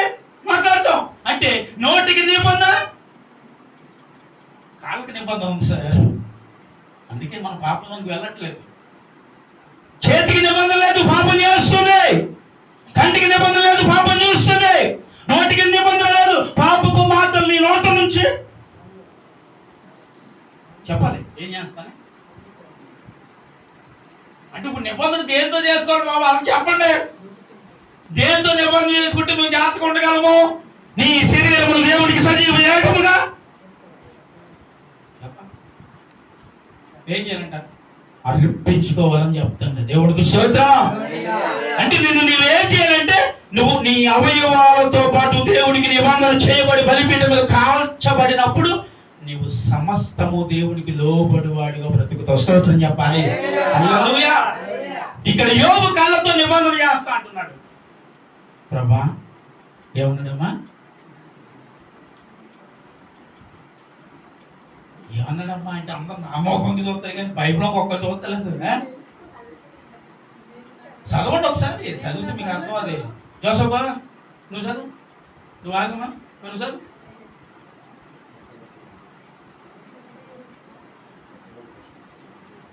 నేను నా కళ్ళతో నిబంధన చేసుకుంటుంది కనుక కన్యకను నేను ఎలాగా ఉందా అమ్మ తేజమ్మా? అలాగా ఉందా? అలాగేనా? దేవుడితో నిబంధన చేసుకున్నాడు యోబు గారు. కళ్ళతో నిబంధన ఏమని చేసుకున్నాడు? దేని చూడడం చేసుకున్నాడు. పోనీ కన్యకని అంటున్నాడు. అంటే కన్యకంటే పాపం అది. మాటలో పాపం ఉంది కాబట్టి, కన్యక అనగా తనలో పాపము కనిపించే వ్యక్తిగా చూడగలుగుడు కాబట్టి ఆయన అంటున్నాడు, నేను కన్యకని ఎలా చూస్తే ప్రభా, చూస్తే నేను నీ ధర్మశాస్త్రం మీరేడు వాడిని అవుతాను. ఎందుకంటే ఒకసారి మీరేడు ఎవరు? దావీదు బాబు. దేవుడికి స్తోత్రం, హల్లెలూయా. కాబట్టి ఈరోజు నా కళ్ళతో నేను నిబంధన చేస్తున్నాను. ఈరోజు దేవుడి సన్నిధిలో వాక్యం వింటున్న మన అందరము నీ అవయవాలతో దేవుడి సన్నిధిలో తీర్మానం చేసుకోవాలి. దేవుడికి స్తోత్రం చెప్పండి. దేనితో తీర్మానం? నీ చేతులతో తీర్మానం చేయబడాలి, కాళ్ళతో తీర్మానం చేయబడాలి, నోటితో తీర్మానం చేయబడాలి, కళ్ళతో తీర్మానం చేయబడాలి, తలాంతులతో తీర్మానం చేయబడాలి, నీ హృదయ ఆలోచనతో తీర్మానము. అంటే ఇన్ని తీర్మానం రావాలి కదండి నా పని చేయగలను. ఏదో ఒకటో రెండో చెప్తే చేస్తామండి. ఇన్ని తీర్మానం అంటే మేము ఎక్కడ చేస్తామండి? సడన్గా వెళ్తుంటే చూస్తుంటాం, అది కూడా చూడకూడదండి. ఎలా కుదురుతుందండి? చూసి పడిపోయాడు దావీదు. ఇదేంటండి నోటి మాట సడన్ గా మామూలు క్యాబుల్కి వచ్చేస్తుందండి మాట్లాడితేనే. అది కూడా రాకుండా ఉండాలంటే ఎలాగండి? నువ్వు కాల్చబడి కలిగినప్పుడు నీ నోటి మాట కూడా క్యాజువల్ గా పాపం రాదు, మంచి పరిశుద్ధుల మాట నీ నోటి నుంచి దేవుడు పలికించుడుగా ఆమె చెప్పాలప్పుడు. ఏమండి ఇదేంటండి సడన్ గా వెళ్ళిపోతాం. అనుకుంటే ఎలా ఉండగలను? కోపం చూడు ఏం చేస్తావు? వెళ్ళిపోతే ఎలా కుదురుతుంది మాకు? అంటే నీ కాళ్ళకు తీర్మానం లేదు కాబట్టి ఇప్పుడు నువ్వు పాపంలో పోకున్నట్లుగా నీ కాళ్ళకు తీర్మానం చేయి. పాపం చేయకుండా నీ చేతికి తీర్మానం చేయి. నోటికి మాటకు అపవిత్రమైన మాటలు పలకకుండాట్ల నీ నోటితో తీర్మానం చేయి. పాపాన్ని చూడకుండాట్టు నీ కళ్ళతో తీర్మానం చేయి. నీ ఆలోచన పాడైపోకున్నట్టు, నీ హృదయ ఆలోచన పాడైపోకుండా సజీవ ఏకముగా దేవుడికి నీ శరీరం అప్పగించుకుంటూ కామెంట్ చెప్పాలప్పుడు. హల్లెలూయా. చెప్పండి కొట్టు అందరూ. దేన్ని అప్పగించుకుందామండి?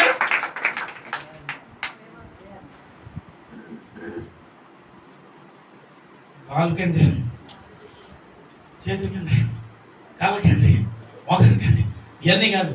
మొత్తం చెప్పండి. నా శరీరము సజీవ యాగముగా దేవుడికి నేను ఏం చేయాలి?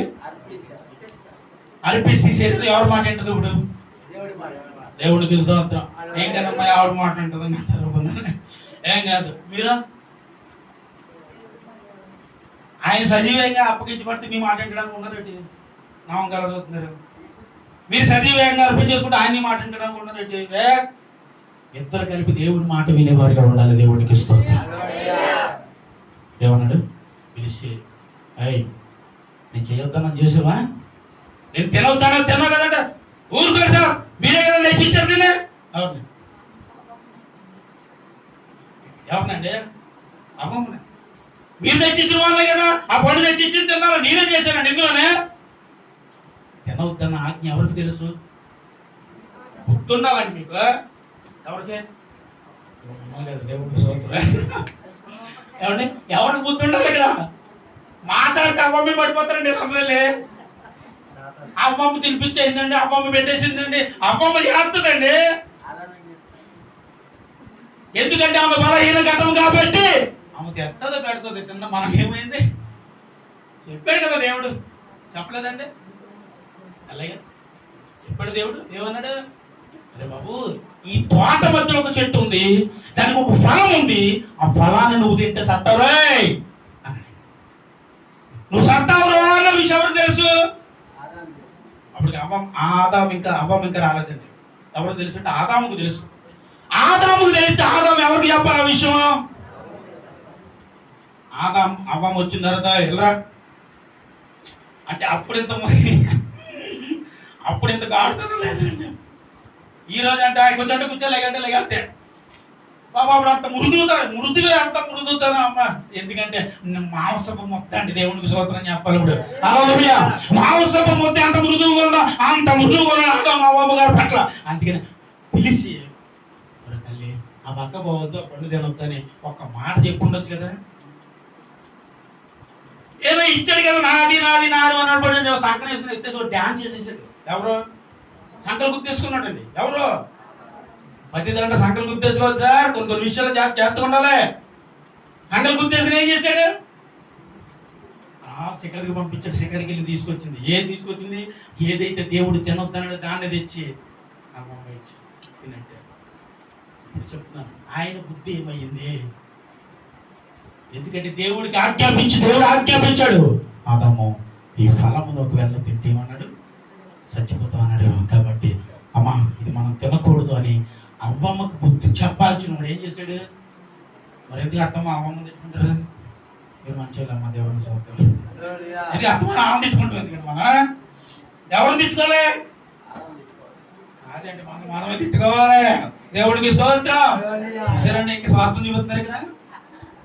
ఇప్పుడు మనమే తిట్టుకోవాలి. ఎందుకంటే కొన్ని తప్పు చేయబడటానికి ఎవరి కారణం ఏంటంటే నీకు నీవే కారణమయ్యావు. కాబట్టి అప్పం తెచ్చినట్టే పండు తిన్నారు. ఏమయ్యారు? సత్తావంటే ఇదేంటి ఊరుకోడు సార్, సత్తాడని చెప్పాను అన్నది దేవుడు. ఎక్కడ చచ్చిపోయావు అన్నది ఎవరు? எனக்கு తెలియలేదు. అవునే చచ్చిపోలేదు. కానీ అప్పుడు అంత ఏం తెలిసిందట? సిగ్గు తెలిసి కావు ఏం చేశారంటే ఆకులు తెచ్చేసుకుని కట్టేసుకున్నారు. ఇప్పుడు చచ్చారండి. దేవుడు వచ్చి ఆదాము అప్పుడు పిలిచాడు. పిలిచిన తర్వాత అప్పుడు అన్నాడు, బాబు ఎక్కడే ఉన్నామండి అన్నాడు. నువ్వు బయటికి రావా అన్నాడు. ఎక్కడే ఉన్నా సార్ అన్నాడు. అదో బయటికి రావా అన్నాడు. వాళ్ళు బాబు రానకు సిగ్గేస్తున్నాడు కదా, ఎందుకు సిగ్గేస్తా ఉందని అడిగాడు. అప్పుడు దేవుడు అడిగిన తర్వాత నేను దిగంబరుడిగా ఉన్నాను, నాకు అర్థమైపోతావు సార్ అంటే అప్పుడు అన్నాడు దేవుడు, నేను తిన్నావు కదా అంటే ఇప్పుడు శరీరపరంగా చచ్చిపోలేదు. ఎలా చచ్చిపోయాడు ఆదాము? ఆత్మ సంబంధమైన వ్యక్తిగా చచ్చిపోయాడు. దేవుడితో మాట్లాడే వ్యక్తిగా ఉండవలసిన ఆదాము దేవుడితో ముఖాన్ని చూడడానికి కూడా లేకుండా చచ్చిపోయాడు. దేవుడితో చూస్తూ, దేవుడితో మాట్లాడుతూ, దేవుడితో సావం చేస్తూ, సభాపరత ముందు దేవుడి పక్కన సింహాసనం మీద కూర్చున్న ఆదాము దేవుడు చూసి దాక్కుంటున్నాడు. ఎక్కడ మీరు దాక్కోడు సార్? డయాస్ బాగానే దాక్కుంటున్నాడు. అంటే ఇప్పుడు ఏమైందంటారు? ఇప్పుడు దేవుడు చెప్పిన మాట కరెక్ట్ గా జరిగిందంటారు, జరగలేదంటారా? జరుగుంటే ఆదాము చచ్చిపోవాలండి. చచ్చిపోలేదు ఆదాము?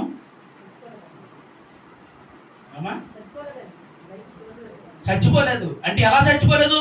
శరీరపరంగా చచ్చిపోలేదు, ఆత్మపరంగా ఆదాము చచ్చిపోయాడు. కాబట్టి దేవుడు దూరం అయిపోయాడు. కాబట్టి ఆ ఒక ఏదోను తోటను విడిచిపెట్టి వెళ్ళిపోయాడు. ఆ జీవ ఫలములు తినే అధికారం ఆదాముకి ఆ రోజు నుంచి కోల్పోయాడు. నేను అంటాను, ఒక వ్యక్తి దేవుడికి ఎప్పుడు దూరం అవుతామంటే నీలో పాపము ప్రవేశించినప్పుడు. అందుని బట్టి నిన్ను నీవు సజీవ యాగముగా ఎవరికి అర్పించబడాలి చెప్పాలండి ఒకసారి. ఇక్కడ ఏం అప్పగించమన్నాడు? ఇప్పుడు రెండోది మనం చదివాం కదా. అంటే కాబట్టి సహోదరులారా, పరిశుద్ధమైన దేవుడికి అనుకూలముగా సజీవ యాగముగా నీ శరీరమున దేవుడికి నీవు అప్పగించేసుకో. అర్పించేసుకుంటే దేవుడి మాటను నువ్వు చెప్పాలి, వింటాం. ఇప్పుడు ఎన్నిన్నామండి మనం? మొదటిది అబ్రహాము తన ఇష్టపడిన కుమారుని నడిపించే విషయాలు వెనకాడలేదు, సజీవ యాగంగా ఉన్నాడు. దేవుడికి స్తోత్రం, హల్లెలూయా. రెండోది మోషే తనకున్న ఆస్తుపాస్తులు దేవుడి కొరకు ఏం చేశాడండి? అర్పణగా అర్పించేసుకున్నాడు. క్రీస్తు విషయమైన నిందే నాకు మేలు అన్నాడు. మూడోది శరీరం యాగంగా దేవుడికి అర్పించుకున్నాడు. నాలుగోది ఏంటండి? నాలుగోది ఏం అప్పగించుకున్నప్పుడు దేవుడికి? ఒకసారి రాజుల గ్రంథం తీద్దాం. మొదటి రాజుల గ్రంథము 19వ అధ్యాయము 20-21 వచనం ఒకసారి చదువుదాం. Page number 301. Page number 301. మొదటి రాజుల గ్రంథము 19వ అధ్యాయము 20 వచనం 22-21 వచనం వరకు లాస్ట్ వచనాలు ఇవి. విడిచి ఏలియా వెంట పరిగెత్తి ఇలాగ చెప్తాను, నేను పోయి నా తల్లిదండ్రులను ముద్దు పెట్టుకుని తిరిగి వచ్చి నీ ఎవరిని ఏలియాని వెంబడిస్తారని చెప్పి అతన్ని సెలవడగా పోయిరమ్ము, నా వలన నీకు ఏ నిర్బంధము లేదు. అందుకతడు అతను విడిచి వెళ్ళి ఏం తీసి కాడి ఎడ్లను తీసి వధించి వాటి మాంసమును చాలా అమ్మాయి కది ఏమ్మా ఇక్కడ ఏం చేశాడంటే మంచి వంటను వండించేసి ఏం తీసుకెళ్ళాడంటే యేసేపు గారు ఏం తీసుకొచ్చాడు ఇక్కడి నుంచి? అరక ఎడ్లను తీసుకొచ్చి వడ్డించి అక్కడ ఉన్న వాళ్ళందరికీ భోజనం పెట్టి ఎవరు కూడా వెళ్ళిపోయాడు? ఏలియా కూడా వెళ్ళిపోయాడండి. అంటే ఏలియా ఎవరు? కింద వారంలో వాక్యం వింటున్నావు. ఏలియా ఎవరు? ఎలీషా గారి శిష్యుడు, గురువు గారు అండి. చెప్పాలి మీరు. ఎవరు గురువు ఎవరు శిష్యువు? ఎలీషా శిష్యుడు ఏలియా గారు. ఇప్పుడు ఇక్కడ ఏం చేశాడమ్మా రూతమ్మ? కాడి ఎండలను తీసుకొచ్చి ఏం చేశాడు? వధించేసి శుభ్రంగా వాళ్ళకి భోజనం పెట్టాడు. ఎందుకు పెట్టాడు? ఎందుకు ఆ ఎడ్లను వధించాడు? ఇంకా మళ్ళా తిరిగి ఆ పనికి నేను పోనయ్యా, తిరిగి ఆ పనికి పోకుండానట్లుగా నన్ను నీవు ఏం చేస్తాడు? తను చేసే పనిని, తన వృత్తిని బలిపీఠ మీద బలిగా అర్పించాడు. స్తోత్రం చెప్పాలి. ఏమర్పించాడు? 12 అరకల ఎడ్లంటే పూసామండి. అతను ఆస్తిపరుడు. ఎలీషా ఆస్తిపరుడు. అంత ఆస్తిపరుడైనా కూడా ఆ ఏలి తుప్పటి ఎగిరి ఎలీషా మీద పడినప్పుడు, తనలో నుంచి అభిషేకం తనలోకి వచ్చినప్పుడు, తనకు తెలియకుండా దేవుడు తనతో మాట్లాడినప్పుడు ఏం చేశాడు? వెంటనే నడుచుకుంటూ వెళ్ళిపోతా ఉన్నాడు. తనకి ఏం తెలియలేదు. ఎవరికి? ఏలియా గారికి. వెళ్ళిపోతా ఉంటా తుప్పటి ఎగిరిపోయినప్పుడు అది తీసుకుని ఎవరు పరిగెట్టుకు వచ్చాడు? ఎలీషా గారు పరిగెట్టుకు వచ్చాయా, ఒక్కసారి నువ్వు పర్మిషన్ ఇస్తే ఎవరి దగ్గరికి వెళ్తాను? అమ్మ నాన్న దగ్గరికి వెళ్ళి వాళ్ళు ముద్దు పెట్టుకుని వచ్చేస్తానంటే దేవుడికి స్తోత్రం. వాళ్ళ దగ్గరికి వెళ్ళి ఒకసారి ముద్దు పెట్టుకుని వచ్చేస్తారండి. వచ్చేసేటప్పుడు ఏం చేశాడంటే, ఎప్పటికైనా తిరిగి మళ్ళీ అబ్బాయి కరెక్ట్ కాదండి, దేవుడు యేసుప్రభు అంటారా? నిజమైన దేవుడు లోకరక్షకుడు వేసానంటారా? అబ్బాయి అది నమ్మబుద్ధి లేదండి, రక్షణ పొందింది కానీ ప్రభు సన్నిధిలో అబ్బాయి కరెక్ట్గా యేసయ్య దేవుడు నమ్మలేకపోతున్నాను అని ఒకవేళ అనిపిస్తే మళ్ళీ ఎక్కడ నువ్వు లోకంలో కలిసిపోతావు, ఎక్కడ మళ్ళీ పాపంలోకి వెళ్ళిపోతావు అని దేవుడు ఇక్కడ ఎలీషా ఏం చేశాడంటే, తిరిగి మళ్ళీ వెనక్కి రాకుండా ఉండాలని ఆయన కష్టపడి పని చేసిన ఆ ఎడ్లని వధించి వాళ్ళకి భోజనం పెట్టినంటే తిరిగి అంటాడు. ఒక విషయం చెప్పగలను సూటిగా, చేయగలిగితే దేవుడు పని చేయడం లేదా చచ్చిపోవడం అని ఒక నిర్ణయంతో ఎలీషా వెళ్ళాడు. దేవుడికి స్తోత్రం చెప్పాలి. ఏ నిర్ణయంతో వెళ్ళాడంటే, చేస్తే దేవుడు పని చేస్తా, చచ్చిపోతా దేవుడు పనులను చచ్చిపోతా, కానీ తిరిగి మరలా నేను అబ్బా ఇది తీర్మానం, ఇదండి ఎలీషా తీర్మానము. అందుని బట్టి రెండింతల ఆత్మ అభిషేకం పొందుకుని అద్భుతమైన కార్యాలు జరిగించగలిగిన ఒక గొప్ప ప్రయోజకుడైన, ఒక గొప్ప అభిషేకము పొందిన ఒక వ్యక్తిగా చూడగలిగిన వారిని ఎలీషాని ఇక్కడ మనం చూడగలుగుతా ఉన్నాం. అప్పుడు దేనిని నిబంధన అర్పించేసి చెప్పండి, దేన్ని అర్పించేశాడు? దేన్ని అర్పించాడంటే తన కష్టాన్ని, తన కష్టపడే పనినే అప్పగించేశాడు. సేవలోకి వచ్చేటప్పుడు ఒక 3 నెలల పాటు సేవకు వెళ్తూ, బైబిల్ ట్రైనింగ్కి వెళ్తూ, పనికి వెళ్తూ 3 నెలలు కష్టపడ్డాను. 3 నెలలు కాదు, ఒక 2 నెలలు కష్టపడ్డాను. ఓ పక్కనేమో బైబిల్ ట్రైనింగ్కి వెళ్తాం, ఓ పక్కనేమో పనికి వెళ్తాం, ఓ పక్కనేమో ఏలూరు వచ్చి ఆరాధన జరిపించడం. ఇలాగా ఒక 2 నెలల పాటు నేను చేస్తామని. ఎందుకంటే మరి బ్రతకడానికి డబ్బులు కావాలి కదా సార్, 60 రూపాయలు 70 రూపాయలు తెల బతికేస్తాం అనుకుని నేనేం చేశానంటే, పనికి వెళ్తూ చెప్పాలి, పనికి వెళ్తూ బైబిల్ ట్రైనింగ్కి వెళ్తూ, మూడోది ఏంటంటే ఏలూరు వచ్చి ఆరాధన నడిపిస్తూ ఒక 2 నెలలు ఇలా చేసేసరికి ఎలా పడితే అలా అయిపోయింది నా పరిస్థితి. అప్పుడు మా దైవజనుడు అన్నాడు, నువ్వు సేవ చేస్తావా పని చేస్తావా ఏదో రెండో ఒకే ఒక నిర్ణయం తీసుకున్నాడు. ఇప్పుడు దేవుడి చిత్తం ఏంటయ్యా అంటే, నువ్వు సేవ చేయాలన్నది దేవుడి ఉద్దేశం. నా ఉద్దేశం ఏంటంటే దేవుడు పని చేస్తూ ఉంటే ఎలా బ్రతకాలి నా ఉద్దేశం. అలాగే ఆయన మాట వినకుండా తిరిగాను, కానీ నా వల్ల కాలేదు, చేయలేకపోతా ఉన్నాను. అప్పుడు ఆయన అన్న మాటను ఒకసారి ఆలోచించను. తిరిగి మరలా నేను మళ్ళీ ఆ పనికి వెళ్ళకుండా ఉండాలంటే ఏం చేయాలి? అందుకే నేను పనిచేసిన సామాన్లు ఎవరికి, నా దగ్గర పనిచేసే వాళ్ళు అందరికీ అప్పించిన, ఎవరికి అమ్మలేదండి. నా వస్తువులను తిరిగి ఇచ్చేసాను వాళ్ళకి. దేవుడికి స్తోత్రం. ఇంట్లో పెట్టుకున్నాను అనుకోండి, ఎప్పటికైనా ఏదైనా పని చేయాలని అనిపిస్తుందేమో అని. ఏమనంటే చెప్పండి, ఒకవేళ మళ్ళీ ఇంట్లో పెట్టుకుంటే, ఒకవేళ నా ఇంట్లో ఏదో ఇబ్బంది వచ్చింది, ఆర్థిక పరిస్థితి వచ్చింది, ఒకసారి 2 రోజులు టీ తాగలేదని చెప్పాను, అలాంటి పరిస్థితి ఎప్పుడైనా వస్తే మళ్ళీ వెళ్ళిపోయి ఏదైనా పని చేయాలని అనిపించుకుంటుందేమో నాలో ఒక భయం చేత ఇచ్చేసాను. ఇప్పుడు నేను అనిపించింది, ఈ వాక్యం చదివి ఒక దేవుడికి స్తోత్రం, ఎలీషాలో ఒక స్వభావాన్ని నాకు అనిపించింది. దేవుడికి స్తోత్రం. హల్లెలూయా. ఏమండి, ఆ రోజు మళ్ళీ తిరిగి పోకుండా ఉన్నట్లుగా నేను కష్టపడి పని చేసే ప్రతి వస్తువు ఇతరులకు అప్పగించి వచ్చేసాను. ఆ రోజు అలాగే ఎలీషా కూడా తన మళ్ళీ తిరిగి రాకున్నట్లుగా సత్తే దేవుడు పనులనే, బ్రతికితే దేవుడు పనులనే, కాబట్టి మళ్ళీ వెనక్కి తిరిగి రాకూడదని ఒక ఆలోచనతోటి ఆ ఎడ్లను వధించేశాడు. తిరిగి వచ్చిన చేసుకోవడానికి ఆధారం ఏమి ఉంటుంది? ఎలీషాకి దేవుడికి స్తోత్రం చెప్పాలి. హల్లెలూయా. కాబట్టి ఈరోజు ప్రియమైన దేవుని బిడ్డలారా, మనందరము స్పష్టముగా వింటున్న ఈ వాక్యమును జాగ్రత్తగా ధ్యానం చేసుకోండి. నిజమైన దేవుడు యేసుక్రీస్తు ప్రభువును అంగీకరించాడు కాబట్టి ఈ ఆస్తులన్నింటినీ ఏం చేశాడు? ఎలీషా విడిచిపెట్టాడు. దేవుడు ఆయనను అంగీకరించబడ్డాడు కాబట్టి ఆ రోజు ఆ ఎద్దును వధించి వచ్చాడు. లేకపోతే మళ్ళీ ఎప్పటికైనా అవసరం పడద్దు లేదా? అమ్మ బాబా మీరిద్దరూ ఏం చేయాలి చెప్పండి. అందాక ఎద్దులు కాసేపు కొన్ని రోజుల పాటు మరి మేపుతూ జాగ్రత్త వ్యవసాయం చేసుకుంటుండండి. మళ్ళీ వచ్చేతను కొన్ని రోజులు చెప్పాడండి. చెప్పలేదు, ముద్దు పెట్టుకున్నాడు, వెళ్ళిపోయాడు, అంతే. వధించేశాడు, మళ్ళీ తిరిగి రాకుండా చేసుకున్నాడు. నేను అంటాను, దేవుని యొద్దకు వచ్చిన నీవు తిరిగి మళ్ళీ వెళ్ళిపోవాలని ఎప్పుడైనా అనిపిస్తే, అలాంటి పాపలు ఎప్పుడైనా జారిపోవాలని అనిపిస్తే, దేవుడు అన్నాడు సజీవ యాగంగా నీవు దేవుడికి అర్పణగా అర్పించుకోవాలి. దేవునికి స్తోత్రం. హల్లెలూయా. అంటే నిబంధన దేనితో చేయాలి చెప్పాలి? మన అవయవాలతో నిబంధన చేయబడాలి. నీ ఆలోచన విధానము సమస్తమును దేవుడికి బలిగా అర్పించబడినప్పుడే నీవు ఎలా బ్రతుకుతావు? ఎలా బ్రతుకుతావండి చెప్పాలి? అయ్యా యేసయ్య ఎలా బ్రతకగలం? దేవుడికి స్తోత్రం. హల్లెలూయా. ఎలా బ్రతకగలమండి? యేసయ్య ఎలా బ్రతకగలం? యేసయ్య ఎలా బ్రతకటానికి యేసయ్య అన్నిటినీ ఎవరికి అర్పించుకున్నాడు? పరలోకపు తండ్రికి అర్పించుకున్నాడు. యవ్వన కాలంలోనే యవ్వనస్తుడిగా ఉండగానే అన్నిటిని వదిలేది ఈ రోజు నీ కొరకు నా కొరకు భూమి మీదకి రాలేదా? మరి ఈరోజు యేసు ప్రభు అంగీకరించిన నువ్వు ఏం వదిలేస్తాం?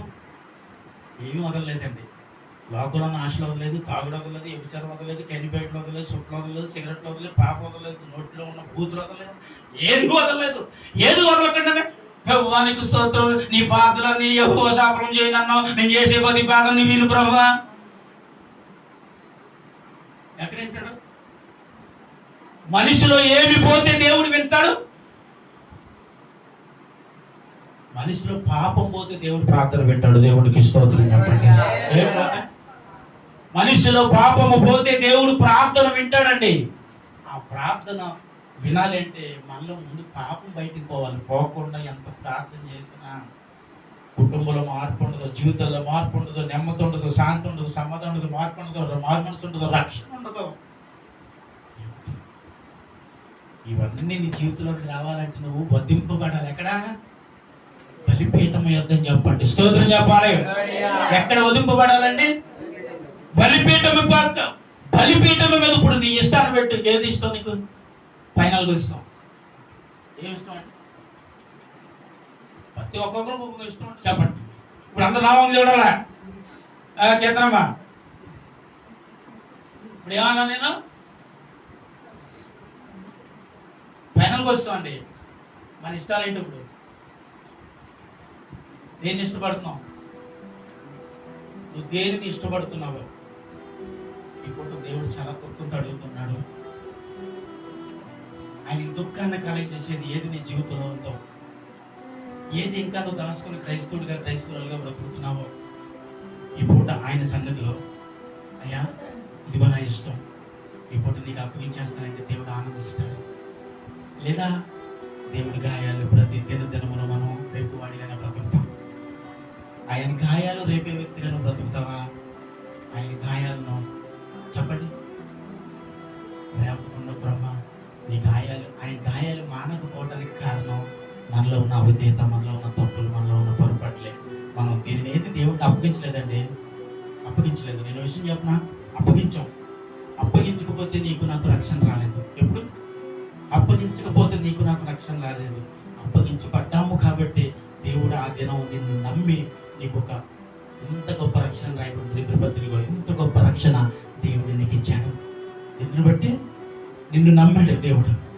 దాన్ని కాపాడుకుంటామని, పవిత్రంగా బ్రతుకుతామని, లోకంలో చాలా అద్భుతమైన జీవితాన్ని జీవిస్తామని, అనేకుల కొరకు ఒక సువార్తిగా బ్రతుకుతామని, ఆయన పనిచేసే వ్యక్తిగా బ్రతుకుతామని నిన్ను నమ్మి నీకు ఆ గొప్ప రక్షణ దేవుడు ఇచ్చాడు ఈరోజు. కాబట్టి ఆ రక్షణ పొందిన నీవు దేవుడికి ఎంతవరకు న్యాయాన్ని చేయగలుగుతున్నావు? ఎంతవరకు ప్రభు కొరకు బ్రతకగలుగుతున్నావు? ఎంతవరకు ఆ రోజు అర్పింపబడిన వ్యక్తిగానే అక్కడ వరకు బ్రతకగలుగుతున్నావా? బ్రతుకుతున్నావా? జీవిస్తున్నావా? ఈ లోకంలో నీ శరీరానికి లోపడిపోతున్నావా? పాపానికి లోపడిపోతున్నావా? మిత్రానికి లోపడిపోతున్నావా? కూతురికి లోపడిపోతున్నావా? తాగుడికి లోపడిపోతున్నావా? వ్యభిచారానికి లోపడిపోతున్నావా? ఏది నీ జీవితంలో ఉందో దానికి లోపడిపోతే దేవుడు రక్షింపబడిన నిన్ను చూసి దేవుడు దుఃఖిస్తున్నాడు, ఏడుస్తున్నాడు. ఎంతకాలం ఇంకా దేవుడు నిన్ను నన్ను చూసి అడవాలి? ఎంతకాలం దేవుడిని ఇంకా ఏడిపిస్తూ ఉంటాం? ఒకప్పుడు నీ భార్య నిన్ను పట్టింది, నా భర్త ఎలా ఉంటాడని అనుకోలేదండి. ఇంత ఎలా ఉండటానికి కారణం దేవుడు చేసిన కార్యం అంటే నీ భార్య నిన్ను బట్టి సాక్షి వచ్చింది, నీ భర్త నిన్ను బట్టి సాక్షి ఇచ్చాడు. నా భార్య ఎలా ఉంటుందని అనుకోలేదండి, నా భార్య చాలా మారింది అని సాక్ష్యం ఇచ్చాడు. ఆ సాక్ష్యపు జీవితాలు ఈరోజు మీలో ఉన్నాయా? దేవుడు అడుగుతున్నాడు. ఆ రోజు రక్షింపబడినప్పుడు బ్రతికారు చూసారా, ఆ బ్రతుకు ఇంకా కొనసాగిస్తున్నారా? అలాగ బ్రతుకుతున్నారా? లేదా దేవునికి బాధ కలిగేటట్టుగా జీవిస్తున్నామా? ఆయన దుఃఖించేటట్టుగా బ్రతుకుతున్నావా? దేవుడు నిన్ను నన్ను చూసి ఏడ్చేటట్టుగా ఒకవేళ బ్రతుకుతున్నావా? అలా బ్రతికితే, అలా జీవిస్తే, దేవుడు బాధ పెడితే నీకు నాకు ఆశీర్వాదం కాదు బిడ్డ. నిన్ను నన్ను ఆశీర్వదించేవాడు ఏడుస్తా ఉంటారా? నిన్ను నన్ను పోషించేవాడు ఏడుస్తారా? నిన్ను నన్ను ఎంతో ఆనందంతో సంకన పెట్టుకున్నవాడు దించేటట్టుగా పరిస్థితులకు వస్తాయి కదా. ఆయన బుద్ధి వచ్చే వరకు సంకన పెట్టుకుని ఆశపడతా ఉంటే నువ్వు ఒక నెల, ఒక 2 నెలలు, ఒక 3 నెలలు, ఒక సంవత్సరము సంకనుండి నన్ను దించే ప్రభా నేను దిగిపోతానని అంటున్నాడు. వచ్చి అలా దిగిపోతే ఒక తండ్రి ఏడుస్తాడు తెలుసా అండి. ఇప్పుడు నీ బిడ్డే నీ సంఖ నుండి వేరే తండ్రి వేరే తల్లి వాళ్ళకి అలవాటు పడ్డారు. నీ సంఖ నుండి వేరే వ్యక్తి దగ్గరికి వెళ్ళిపోతానంటే ఒక తండ్రిగా ఒక తల్లిగా బాధ ఉంటుందండి కదా. ఇదేంటి నా బిడ్డ కదా, నేను పెంచాను కదా, నా దగ్గర ఉండవలసిన బిడ్డ కదా, అదేంటి తాను చూసి నేను అక్కడికి వెళ్ళిపోతానంటున్నాడు అని ఒక తల్లి ఏడుస్తూ ఉంటుంది. తెలుసు మీకు ఆ బాధ ఎప్పుడైనా మీరు పడ్డారు లేదో నాకు తెలుసు. అంటే నేను పడలేదు, అలా పడ్డా వాళ్ళని చూశాను. ఒక తండ్రి అనుకుంటాడు సంకలం ఉన్న బిడ్డ వేరే వ్యక్తి దగ్గరికి వెళ్ళిపోవడానికి చేతులు చాచుతా ఉన్నాడు. ఆ తండ్రి అనుకుంటాడు ఇదేంటి తన తండ్రి నేను కదా, అదేంటి తానికి చేతులు చాచుతున్నాడు, తన దగ్గరికి వెళ్ళిపోతున్నాడు అని ఒక తండ్రికి ఉన్న దుఃఖం ఈరోజు మించిన దుఃఖం యేసయ్యకు ఉంది బిడ్డ. ఈరోజు నిన్ను నమ్మాడు, రక్షణ ఇచ్చాడు, పవిత్రంగా కాపాడుకుంటున్న యేసయ్యకి ఎంతవరకు ఈరోజు నువ్వు ఆయన సంఖ్యను ఉండాలని ఆశపడుతున్నావు? ఎంతవరకు ఈరోజు ఆయనతో నీ సహవాసాన్ని చేయాలని ఆశపడుతున్నావు? ఎంతవరకు ఆయన సంఖ్యనే ఉండాలని ఆశపడుతున్నావు? లేదు నేను దిగిపోతానన్నావు అంటే నువ్వు నీ తండ్రిని నువ్వు అంగీకరించట్లేదని అర్థం. నీ తండ్రిని విడిచిపెట్టి నువ్వు దిగిపోతున్నావు అని అర్థం. ఆ తల్లి చూసి ఆ తండ్రి చూసి ఏడుస్తున్నట్లుగా ఈరోజు నిన్ను నన్ను చూసి ఏడుస్తావు. ఒక్కొక్కసారి ప్రార్థన గదిలో కూర్చున్నాడు అనిపిస్తుంది, చాలా బాధ అనిపిస్తుంది. ప్రభా నా చింతలా ఉండకూడదు, నీ దగ్గర నుంచి పడిపోకూడదు, జారిపోకూడదు, నిన్ను ఏడిపించే రోజు నా జీవితంలో ఒక్క రోజు ఉండకూడదయ్యా, నిన్ను బాధ పెట్టే రోజు ఒక్క రోజు నాకు ఉండకూడదయ్యా, నా వల్ల క్షోభ అనుభవించే రోజు ఒక్క రోజు నీకు ఉండకూడదేసయ్యా. నా మాట వలన, నా చేతి పని వలన, నా కాలి నడక వలన, నా హృదయపు ఆలోచన ఒక్క రోజున నిన్ను ఏడిపిస్తే ప్రభువా మాట చాలా బాధ అనిపిస్తుంది. ఈరోజు ఏ విషయము దేవుడు బాధ పెడతా ఉంది నిన్ను బట్టి, ఏ విషయాన్ని బట్టి యేసయ్య ఏడుస్తున్నాడు? ఏ విషయాన్ని బట్టి? అబ్రహాం గారు నా వైపు చూడండి, అందరూ నా వైపు చూడండి. ఏ విషయాన్ని బట్టి యేసయ్య ఏడ్చేటట్టుగా నువ్వు కనిపిస్తున్నావు? నువ్వు అనుకుంటావు నా వల్ల అయితే కాదు, నేను ఇప్పుడు యేసయ్యని ఏడిపించలేదు, వెరీ గుడ్, దేవుడికి స్తోత్రం, అలా నువ్వు బ్రతకగలిగితే. కానీ ఒకవేళ ఈ వాక్యం వింటున్నప్పుడు ఒకవేళ నీకు అనిపిస్తే అవును నా వల్ల యేసయ్య ఈ మాట వల్ల ఏడ్చాడు, ఒకరోజు నేను చేసిన ఈ చీకటి కార్యం వల్ల యేసయ్య ఏడ్చాడు, నా నోటి మాట పోగొక దేవుడు ఏడ్చాడు, నేను చేయకూడదు, నేను చేయను ప్రభు అని తీర్మానం చేసిన పని చేసినందుకు యేసయ్య ఏడ్చాడని ఒకవేళ నీకు అనిపిస్తే ఒక్కసారి యేసయ్య సన్నిధిలో అందరూ మోకరించి ప్రభువా ఏ మాట నిన్ను బాధ పెట్టుతూ, ఏ మాట నిన్ను ఆవేశపరుచు, ఏ కార్యము నిన్ను బాధ పెట్టుదయ్యా? నా కాదులుగా, నా చేతి పని వల్ల, నా నోటి మాట వల్ల నేను ఇంకెప్పుడు ఈ పని చేయనని తీర్మానం చేసుకుని ఒకవేళ మళ్ళీ ఆ పని చేసినందుకు ఏసయ్యా నువ్వు ఏడుస్తున్నావా దానికి ఒక్కసారి ఏసయ్యా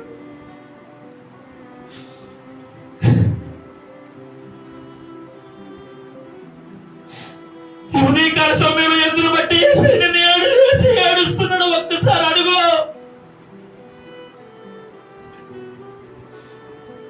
ఏ మాట నిన్ను బాధ పెట్టిందయ్యా అని దేవుణ్ణి అడుగు. ఏ మాట నిన్ను దుఃఖపరిచిందయ్యా? ఏ పని నిన్ను గాయపరిచిందయ్యా? నిన్ను విడిచిపెడతానన్న దాన్ని ఒకవేళ విడవలేనందుకు ఒకవేళ నువ్వు బాధపడుతున్నావా? ఒకవేళ నువ్వు దొరికిస్తున్నావు. అందరము సజీవ ఏకముగా దేవుడికి మనమే సమర్పించుకున్నామండి. అందరము కన్నీళ్ళతో ఒక్కసారి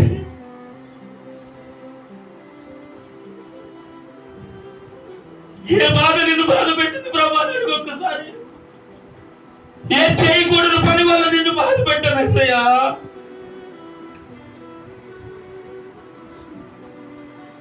నా కాలి నడక నిన్ను బాధ పెట్టిందయ్యా. నా కంటి చూపు నిన్ను బాధ పెట్టిందయ్యా. నా నోటి మాట నిన్ను బాధ పెట్టిందయ్యా. నా నోటితో ఏమైనా అపవిత్రమైన మాట మాట్లాడదా ఏసయ్యా? బిడ్డా, దేవుడు చాలా ప్రేమగా నిన్ను ప్రేమిస్తున్నాడు. దేవుడు నిన్ను చాలా ఇష్టపడుతున్నాడు బిడ్డ. అందుకే దేవుడు ఈ రోజు బాధతో నిన్ను అడుగుతున్నాడు. నువ్వు ఇలా ఉండాలని దేవుడు అనుకోవట్లేదంట. దేవుడు ఒక ఉన్నతమైన స్థానంలో నేను చూడాలని దేవుడు ఆశపడుతున్నాడు. దేవుడి దగ్గర ఏది అవిధేయతగా కనిపిస్తా ఉంది నిన్ను బట్టి? ఏది చేయకూడదని చేసావు, ఏది వెళ్ళకూడదని వెళ్ళావు, ఏది ఇది కరెక్ట్ కాదని విడిచి మళ్ళీ అదే కరెక్ట్ అని వెళ్ళావు.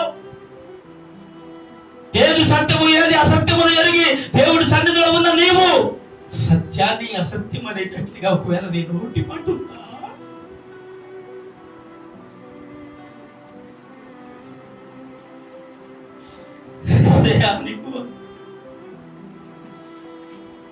ఈ స్థితిలో ఉన్నానంటే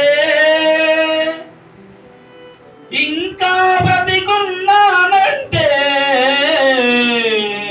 నీ కృపా, నీ కృపా,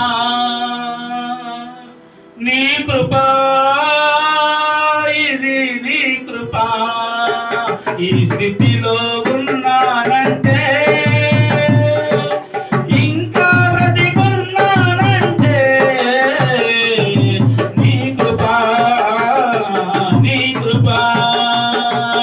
కష్టకాలమందు నా చెంత చేరి కన్నీళ్లు తుడసి నన్నాదరించినది. కష్టకాలమందు నా చెంత చేరి కన్నీళ్లు తుడసి నన్నాదరించినది. నీ కృపా, నీ కృపా, నీ కృపా, ఇది నీ కృపా, నీ కృపా, నీ కృపా, నీ కృపా, ఇది నీ కృపా. ఈ స్థితిలో ఉన్నానంటే ఇంకా బ్రతికున్నానంటే నీ కృపా. మూర్ఖులకు ఈ తరముకు నన్ను వేరు చేసి పరలోక పౌరత్వం నాకు ఇచ్చినది. మూర్ఖులకు ఈ తరముకు నన్ను వేరు చేసి పరలోక పౌరత్వం నాకు ఇచ్చినది. నీ కృపా, నీ కృపా, నీ కృపా, ఇది నీ కృపా. అందరూ చెప్పుకుంటూ చెప్పినట్టుగా నీ కృపా, నీ కృపా, నీ కృపా, ఇది నీ కృపా. ఈ స్థితిలో ఉన్నానంటే ఇంకా బ్రతికున్నానంటే నీ కృపా. దూతలే చెయ్యని దివ్య సేవను అల్పుడునైనా నాకు అప్పగించినది. దేవదూతలే చేయని దివ్య సేవను అల్పుడునైనా నాకు అప్పగించినది నీ కృపా, నీ కృపా, నీ కృపా, ఇది నీ కృపా, నీ కృపా, యేసయ్యా నీకు స్తోత్రం. నీ కృపా, నీ కృపా, నీ కృపా, ఇది నీ కృపా. ఈ స్థితిలో ఉన్నానంటే ఇంకా బ్రతికున్నానంటే నీ కృపా, నీ కృపా. యేసయ్యా హల్లెలూయా, స్తోత్రం, గ్లోరీ. యేసయ్యా నీకు వందనాలయ్యా. ఏ పాపములను అయ్యా నిన్ను బాధపెట్టుదు, ఏ శాపము నిన్ను బాధపెట్టుదు, ఏ కూతురులను బాధపెట్టుదు ప్రభా, ఏది నిన్ను దుఃఖపరిచిందయ్యా, ఏ అవిధేయత నిన్ను దుఃఖపరిచిందయ్యా. ఇప్పుడే నాతో మాట్లాడయ్యా, నాతో మాట్లాడు, నాతో మాట్లాడు అడగండి.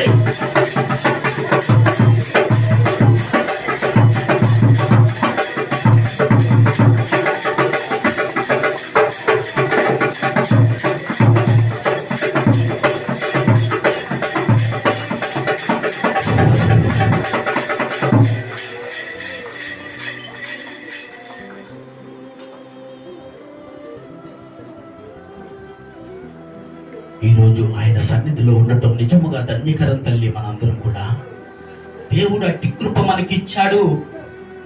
ఈ వాక్యము లేని, భాగ్యం లేని ఎంతో మంది అవిధేయులు ఇంకా లోకంలో ఉన్నారు.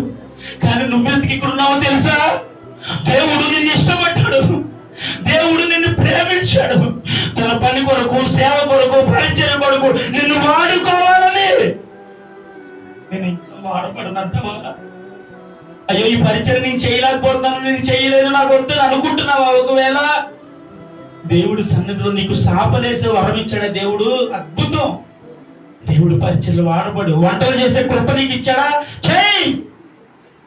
దేవుడి సన్నిధిలో ఆ పాత్రలు కడిగే ఆ కృప నీకు ఇచ్చాడా? అది కూడా ధన్యకరం తల్లి. నీకు కడుగు.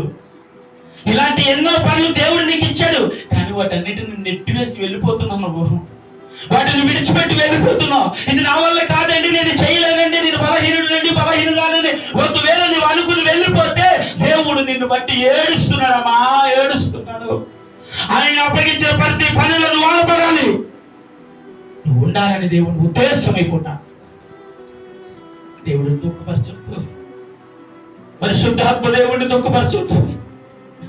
నీ వల్ల ఆయన దిగులు పడే పరిస్థితి నీ జీవితంలోకి రాకుండా నిన్ను నువ్వు కాపాడుకో. ఆయన శరీరం నీ ముందుకు వస్తా ఉంది.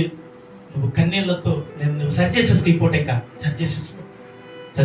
ఏ తప్పు ఉందో, ఏ పొరపాటు ఉందో, ఏ పాపం ఉందో బిడ్డ, ఈ ఫోన్ లైవ్ లో ఎవరైతే ఈ వాక్యాన్ని వింటున్నారో ఈ జీవితాలు ఇప్పుడు సరి చేసుకోండి.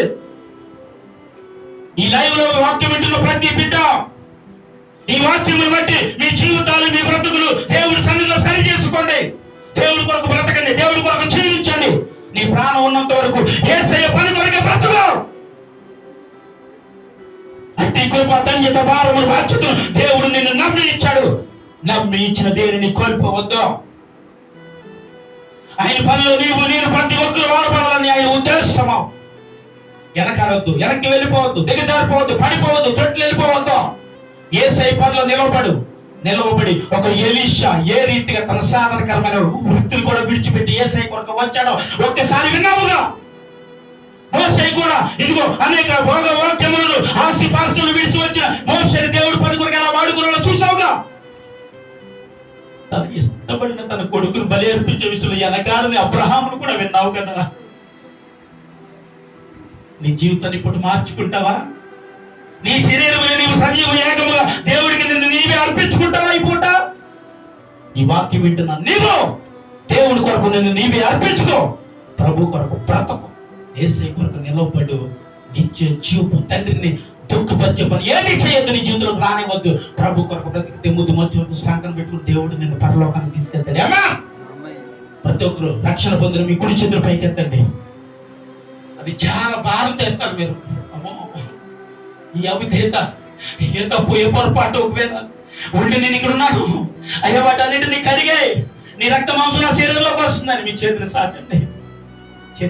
అయ్యా ఇంకెప్పుడు తప్పు చేయనయ్యా, ఇంకెప్పుడు పాపం చేయనయ్యా, పాపల పడిపోనేస్తాయా. నీ కొరకు బ్రతుకుతానే, నీ కొరకు నిలబడుతానే, నీ కొరకు చేపిస్తానే.